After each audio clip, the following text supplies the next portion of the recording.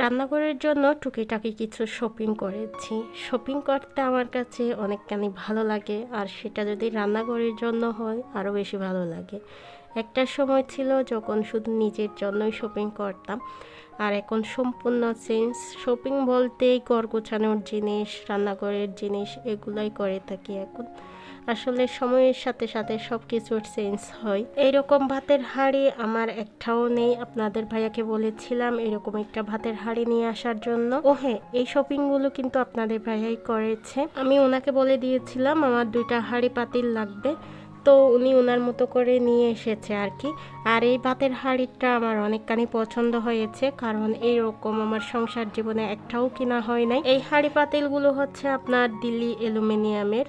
আগে এই ব্র্যান্ডের কোনো হাঁড়ি পাতিল আমি ইউজ করি নাই, তো আগে ইউজ করে দেখি, তারপর রিভিউটা আপনাদের মাঝে শেয়ার করব। আমার এই শপিংগুলো দেখে যদি কারো পছন্দ হয় প্লিজ আগে থেকে কিনে নেবেন না, আমি আগে রিভিউটা শেয়ার করি, তারপর যদি ভালো হয় তাহলে কিনতে পারেন। তবে হাঁড়ি পাতিলগুলো মাশাআল্লাহ আমার কাছে বেশ ভালোই লেগেছে। এখানে একটা তরকারির কড়াই এনেছি, আর ওনাকে বলে দিয়েছিলাম তরকারির কড়াইয়ের ডাকনাটা যেন গ্লাসের হয়, আর ভাতের ডাকনাটা, পাতের হাঁড়ির ডাকনাটা আর কি গ্লাসের না হলেও চলবে। এই যে দিল্লি অ্যালুমিনিয়ামের। আমি জানি না আমার আজকের ভয়েসটা আপনাদের কাছে শুনতে কেমন লাগবে, কারণ আমার অনেক বেশি ঠান্ডা লেগেছে। গত ভিডিওতেও বলেছিলাম আমার ঠান্ডা লেগেছে, ওই ঠান্ডাটা এখনো পর্যন্ত ভালো হওয়ার কোনো নামগন্ধই নেই। আসলে ঠান্ডা একবার আমার যদি লেগেই যায় তাহলে ওটা অনেক দিন থাকে। ভয়েসটা যদি আপনাদের কাছে শুনতে খারাপ লাগে ক্ষমাসুলভ দৃষ্টিতে দেখবেন। এখানে একটা ভাতের হাঁড়ি কিনেছি, সেই সাথে একটা তরকারির কড়াইয়ের মতো কিনেছি, সেই সাথে এখানে 3টা গ্লাস কিনেছি। গত 1 মাস ধরে আমার বাসায় মনে হয় 12-13টা মতো গ্লাস আমার বাচ্চারা ভেঙেছে। তো আপনাদের ভাইকে বলেছিলাম কিছু স্টিলের মগ কিংবা স্টিলের গ্লাস নিয়ে আসতে, আর গ্লাসগুলো আমার কাছে ভালোই লেগেছে। তবে আপনাদের ভাইয়াকে আমি একটু ছোট আকারে আনতে বলেছিলাম, যদিও একটু বড় হয়ে গিয়েছে, তবে সমস্যা নেই, রাফ ইউজ করা যাবে। এই তো এগুলোই ছিল আজকের মতো আমার কেনাকাটা। কার কেমন লেগেছে কমেন্টস করে জানাবেন। হ্যাঁ, আপনাদের কমেন্টস আমাকে অনেক বেশি অনুপ্রাণিত করে।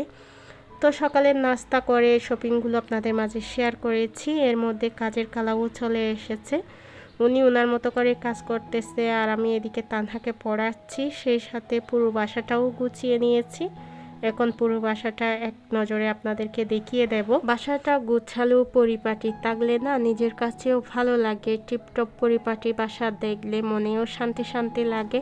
প্রতিদিন সকালে এভাবে একবার গুছিয়ে নিলে সারাদিন গুছালোই থাকে। আসলে বাচ্চারা যেহেতু এখন একটু বড় হয়েছে, বাসাটা খুব কমই গোছালো করে।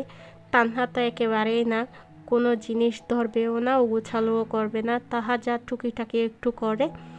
তো এদিকে আমি আমার রুমটাও গুছিয়ে নিয়েছি। আর আগামীকাল থেকে তো আবার তানহার স্কুল খোলা। এতদিন তানহার স্কুল বন্ধ ছিল, অনেকখানি শান্তিতেও ছিলাম। আগামীকাল থেকে যেহেতু স্কুল খোলা, তো আজকেও কিছু কাজ আমাকে এগিয়ে রাখতে হবে। এই যে পুরো বাসাটা যে গুছিয়ে নিয়েছি আপনারা দেখতে পেয়েছেন। আমার 2টা বেডরুমের 2টা বিছনা যদি একেবারে গুছিয়ে নিই তাহলে আমার কাছে মনে হয় আমার পুরো বাসাটা গোছালোই আছে। আর এদিকে তানহার পানির পটটাও আমি ধুয়ে ক্লিন করে এখানে পানি ঝরাতে দিয়েছিলাম। এটা এখন ডাইনিং টেবিলের মধ্যে রেখে দেব, শুকিয়ে গেলে জায়গা মতো রেখে দেব আর কি। আসলে বাসায় যদি আপনি কাজ করতে চান তাহলে কাজের কোনো শেষ হবে না, একটার পর একটা আপনি করতেই পারবেন। কোথায় থেকে যে এত কাজ চলে আসে নিজেও বুঝতে পারি না।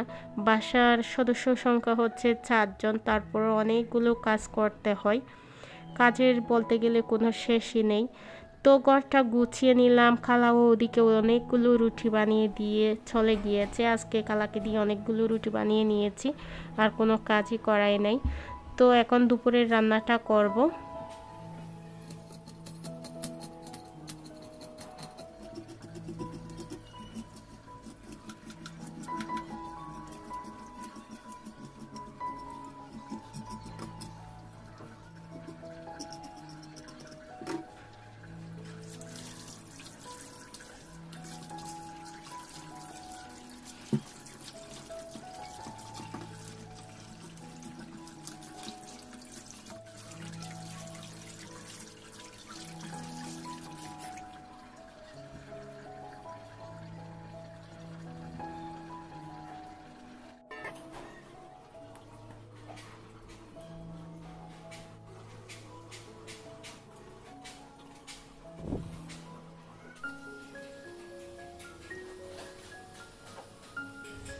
আজকে দুপুরের জন্য যা যা রান্না করব সব কিছু কেটে বেছে ধুয়ে এখানে আমি গুছিয়ে নিয়েছি।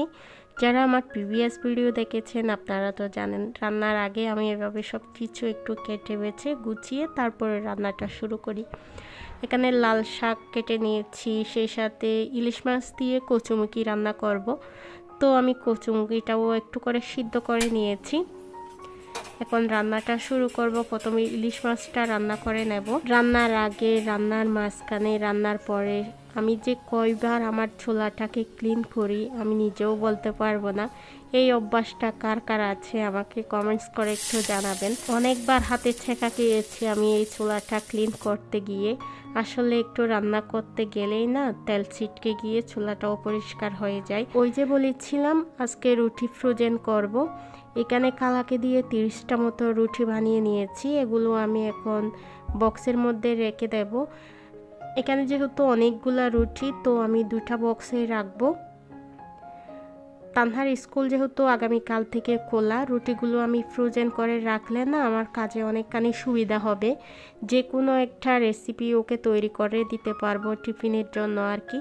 সেই সাথে রুটি থাকলে সকালের নাস্তা নিয়ে আর অত বেশি টেনশনও করতে হয় না। প্রথমে একটা বক্সে নিয়ে নিলাম। এই বক্সের মধ্যে আমি সাধারণত সবসময় রুটি রাখি ফ্রিজের মধ্যে। আমার কাছে আর একটা বক্স আছে যেটা দিয়েও মাঝে মধ্যে রাখা হয়। এই যে সবুজ কালার বক্সটা, এটা যেহেতু আকারে একটু বড় তাই সবসময় আসলে আমি এটা ইউজ করি না। যখন বেশি প্রয়োজন হয় তখন ইউজ করা হয় আর কি। এই তো বক্সের মধ্যে রুটিগুলো নিয়ে নিলাম, এখন ফ্রিজের মধ্যে রেখে দেব। ওইদিকে যে চুলার মধ্যে ইলিশ মাছ বসিয়ে এসেছি আমি, এর মধ্যে ইলিশ মাছের রান্নাটাও হয়ে গিয়েছে। যেহেতু আমি কচুমুখিগুলো আগে থেকে সিদ্ধ করে রেখেছিলাম তাই রান্না করতে অত বেশি সময় লাগে নাই আমার। এই যে বাটির মধ্যে নিয়ে নিলাম। আর গতকালকের একটু বুটের ডাল আছে, বুটের ডালটা আবার তানহার অনেকখানি পছন্দের, তো বুটের ডালটা নামিয়ে একটু সিদ্ধ করে নিলাম। আর এখানে হচ্ছে ইলিশ মাছটাও আমি বাটিতে নিয়ে নিয়েছি। এর মধ্যে আপনাদের ভাইয়াকেও কল করেছি দুপুরে বাসায় ভাত খেতে আসার জন্য। আর লাল শাকটাও রান্না করা হয়ে গিয়েছে। এখন আমি এক পাশে করে বাটিতে এগুলো রেখে দিলাম। আর এদিকে রান্নাঘরটাও ক্লিন করে নিয়েছি। সেই সাথে চুলার মধ্যে ভাতও রান্না করা হয়ে গিয়েছে। আজকে ভাত একেবারে লাস্টেই রান্না করেছি আমি। অন্যান্য দিন দেখা যায় কি চুলায় ভাত বসিয়ে কাটা বাছাগুলো করে নিই, তবে আজকে একেবারে শেষের দিকে ভাত রান্না করে নিয়েছি। আর এখন চুলাটা ক্লিন করতেছি। আজকের মতো রান্নাটা কমপ্লিট। এদিকে রান্নাঘরটাও একেবারে ক্লিন করে নিয়েছি। এখন বাচ্চাদেরকে গোসল করিয়ে দেব, এরপরে সবাই মিলে দুপুরের খাবারটা খাবো আর কি। এর মধ্যে আপনাদের ভাইয়াও বাসায় চলে এসেছে। এখন সবাই একসাথে বসে খাবারটা খেয়ে নেব। আমি জানি না আমার আজকে ভিডিওটা আপনাদের কাছে কেমন লেগেছে। যদি ভালো লাগে প্লিজ ভিডিওতে একটা লাইক দিয়ে দেবেন। সেই সাথে আপনি যদি আমার চ্যানেলে নতুন হন তাহলে আমার চ্যানেলটি সাবস্ক্রাইব করে আমার পাশে থাকবেন। তাহলে আজকের মতো বিদায় নিচ্ছি। ভালো থাকবেন সবাই। ধন্যবাদ সবাইকে। আল্লাহ হাফেজ। আসসালামু আলাইকুম।